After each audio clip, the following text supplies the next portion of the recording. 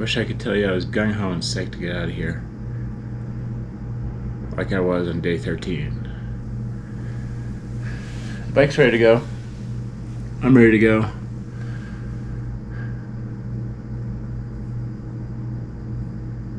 Physically ready to go.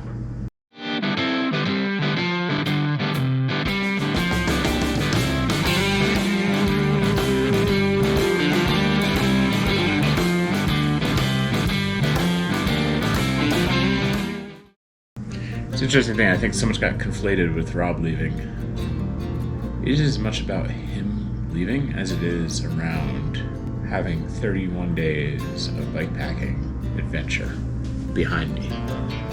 And do I need another 2 weeks? I don't know. It's a long time. Put my life on hold for another 2 weeks. But I'm close. Closer than I've ever been. Closer than I'll ever be again. Right now, if I pull the plug, I could be home tonight. Whereas if I keep going and decide further down the road that 35 days of this is enough, or 37 days is enough, then I'm looking at transportation logistics, and not just with me trying to get from some remote outpost back to civilization, back to airport, but also the bike too. A 31-day bike packing adventure is pretty cool. Not many people get a chance to go do something like that. I'm pretty happy with it. So it's 2 more weeks packing that thing up and riding it every day. The answer is to go out and do it today and see how it goes. There's 2 good destinations. Hartzell is, I think, about 40 miles away, and 1 mountain pass. This morning is Borealis Pass, which is the 2nd highest point on the Tour Divide. So I'll be gasping and wheezing up at 11,000 feet or something. And then Hartzell at mile 40 something. And then if I'm up for it, there's 2 more summits and Salida. And Salida has a bunch of good bike shops and some form of transportation back to Denver. So if I do still feel like I want to wrap this up, I can do that there. Or if I only make it to Hartzell, I could then push on to Salida the next day or ride back here. Give it a couple options. I'm still torn. It'd be pretty cool to finish this thing. And I've had so much support from everyone out there saying, I got this, and I could have this. Alright, I think it's time to quit rambling, quit whining, quit hemming and hawing, and just go for a bike ride.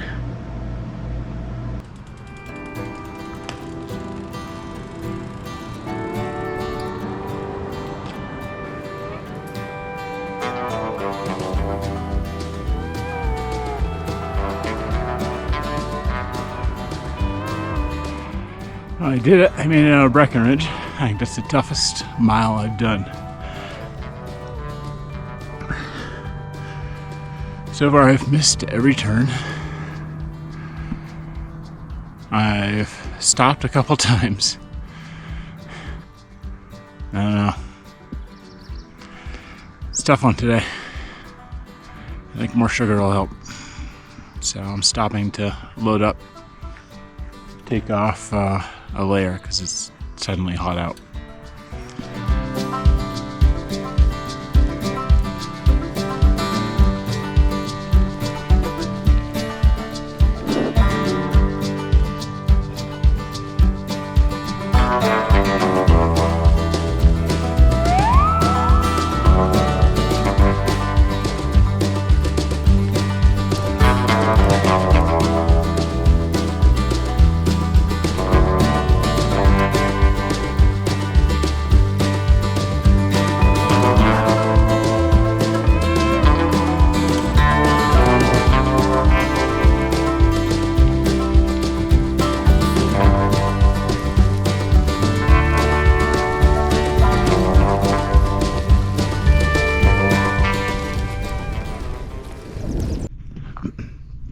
Alright, made it. Top of Borealis Pass. 11,482 feet, sign says. See, look. To my left is a 10-mile descent right back to Breckenridge Center. All downhill. Even have my hotel cards so I can get back in, get cleaned up, get the hell out of here. To my right, more trail, more days. My little patch that says Tour Divide Finisher is that way. Should be an easy decision. It's not easy today. You gotta keep going. I think one plan that's changed though is if we make it down there to Hartselle, I'm not going to turn around and head back to Breckenridge via this place. There's a 3,000 foot climb. There's gotta be other ways. Now I think I have to go that way. So, alright, so I went the right way. Boreas Pass is behind me, and that was the first mountain descent in, well, since day 2. Yeah, since Coco Claims day 2 that Rob wasn't hanging out waiting for me. Anyone that's watched these videos knows the descents are what's getting me out here. One of my fears was doing this on my own. And that wasn't bad. Really wasn't. That's largely due to a very nice, consistent gradient, good roads. Overall, I think I'm starting to come around. But I got tailwind. The road looks good. I'm pushing on to Koros, I think, and then Hartselle. A couple of people I know are up in Salida taking a rest day today, so if I can make it to full 96 miles and 3 mountain passes, then it'd be cool to link up with them. It'd be good to ride with them. Good to see them. Although, I'm not sure after a 100-mile day, I'll have the legs to keep up with them after they've been resting.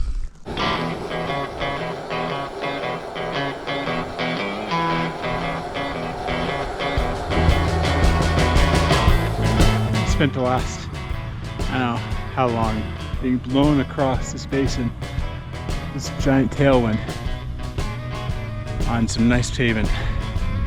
Totally spun out. It's awesome. And then we hit road gravel, and then the gravel cyclist nemesis, the road grader.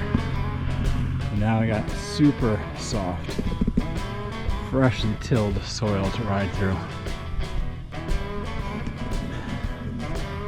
Still got a tailwind, so that's good. But the free ride's over, for sure.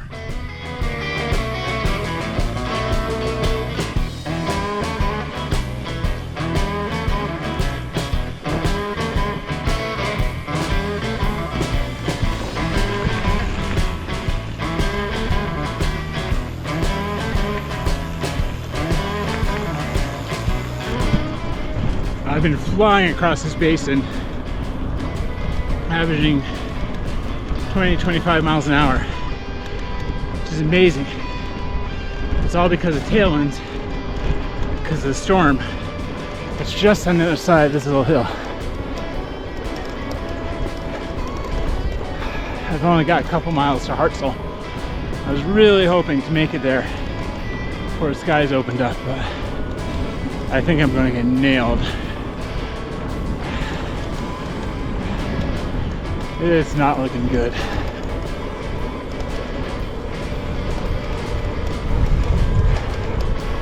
Yeah, the winds are changing. Made it down here to Hartselle. Booming downtown. I think this is a place I can get some food. I can get breakfast. So I'm hungry. Oh, I think it is a place you can get some food. Just not today.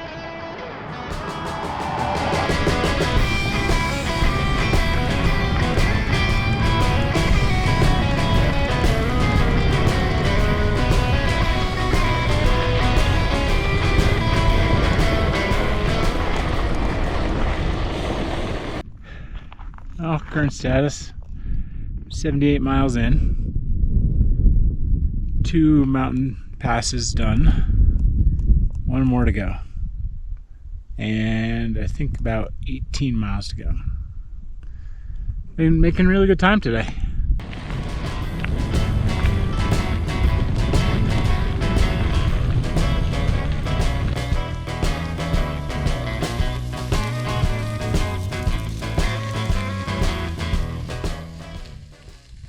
Well, good day and welcome to the third and final summit of the day. We're at mile 87, so I guess I got about 8 miles left to get to Salida tonight. Hard as this is, I think it beats sitting on an airplane. That will come, perhaps, but not today. Today, I descend down that road. Once again, Tour Divide. You find some amazing landscapes.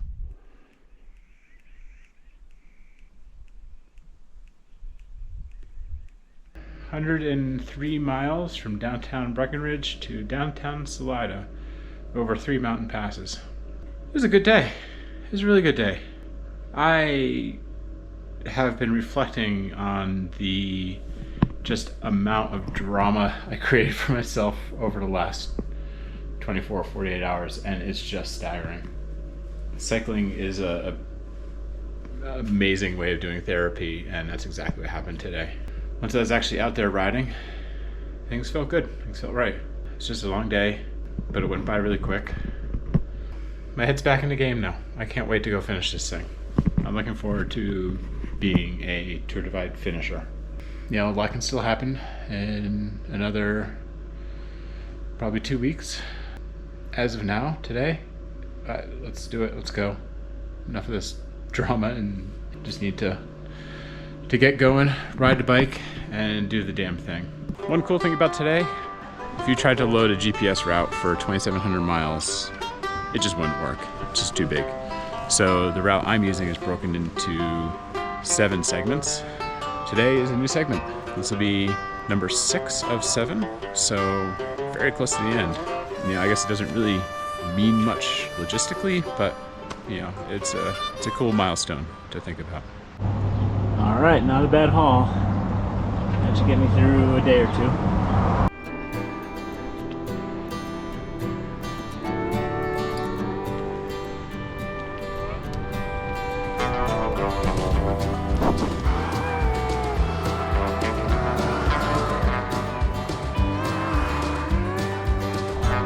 Good news and bad news. Good news, I finally get to turn off and onto dirt. Bad news, looks like that wasn't the climb. We still got Marshall Pass to the right.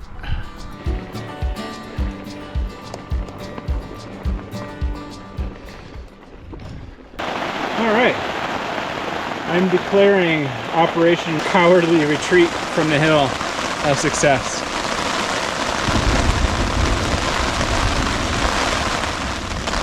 Some monster thunder and lightning going on out there, but I am safe, I hope, dry. I even found out my trusty chair works well as a backrest, so I don't know, I'm comfy, cozy, and dry. Remember the other night when I was talking about looking out the window and saying that's adventure? I found adventure.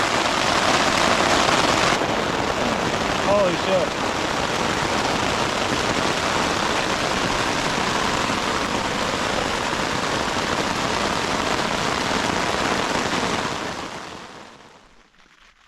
Burrito time. Storm passed, the sun came out, and it's a beautiful day again. Over there. Over there it's still thunder. But things are going that way, so in good shape.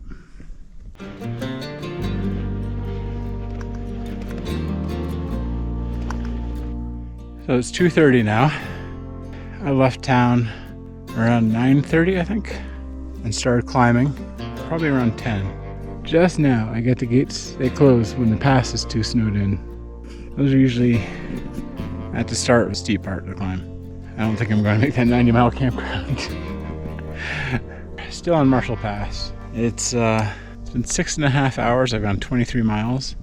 What a difference a day makes. This time yesterday, I was more than 60 miles into the ride.